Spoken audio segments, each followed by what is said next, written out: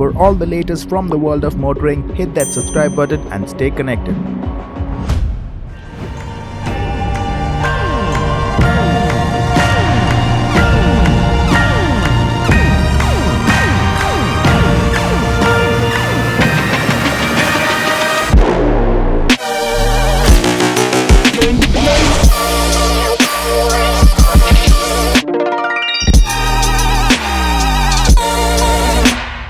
Hi Kalpo, good morning. Thanks for coming, man. The lockdown's just easing up, and I know it's a bit of a risk, but thanks for coming down.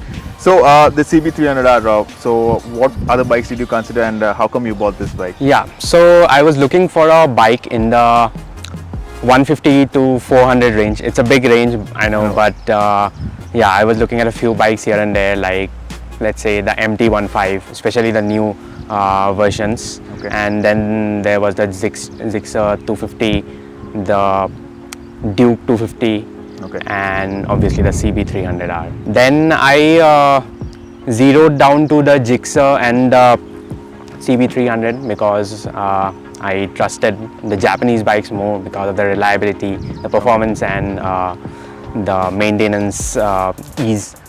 So I test rode both the bikes, the Gixxer 250. I found it a bit more difficult for city use compared to the CB300.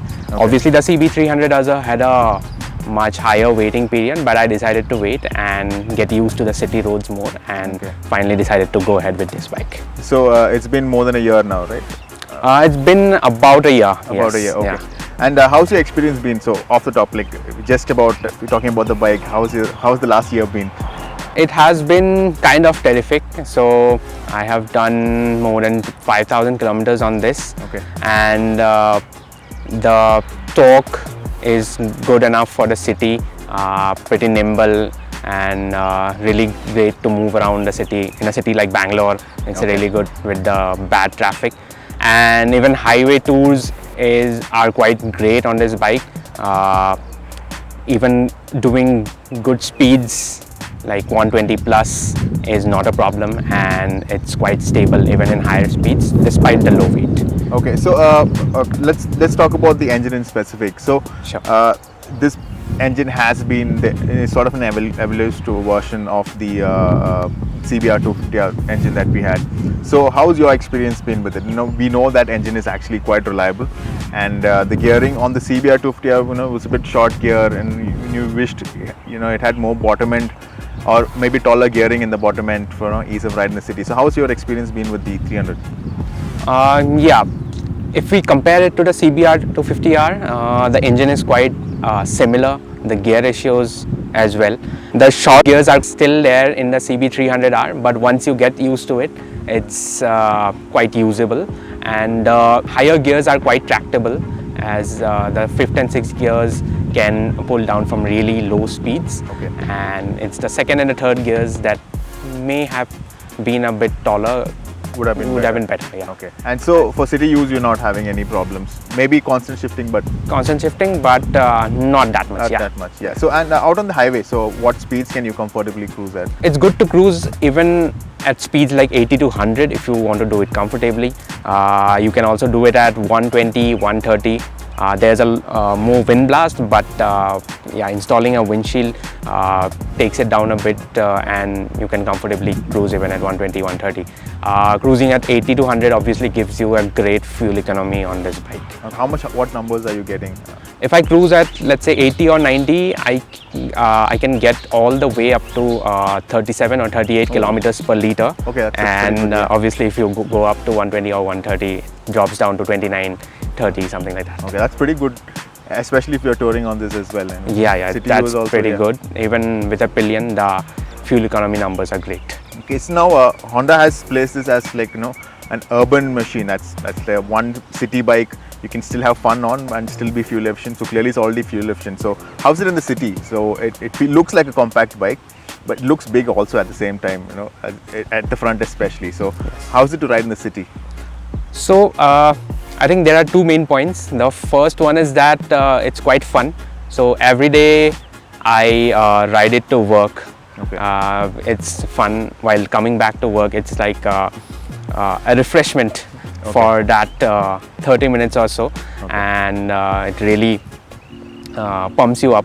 The low end power is great, the mid end power obviously, and then secondly I think the design, the short, what Yes. people tell it like a Ducati Street Fighter design. Okay. That actually draws quite some attention on the streets as well. Okay. So No, I think this is one of the lightest bikes in the segment, about 147 curb weight, right? So, does that mean that does it affect the highway, cruising capability? Does it move around in terms of wind blast and things like that? on the highways, yes, you can feel the wind blast a bit, the side drafts actually, Okay. but it is not a problem per se, because you can still continue to ride at 100 plus speeds. Obviously a 300cc engine will heat up a bit, but it all depends on how the air is being channeled. Obviously I would say the fans do not channel the air away from your feet, but the heat is still bearable. Okay, it's not bad. It's not very bad. Okay, but again, compared to other bikes in the segment, something like the 390, I believe it should be running much cooler. Yeah, it's much cooler and much comfortable than a 390. Okay. Yeah.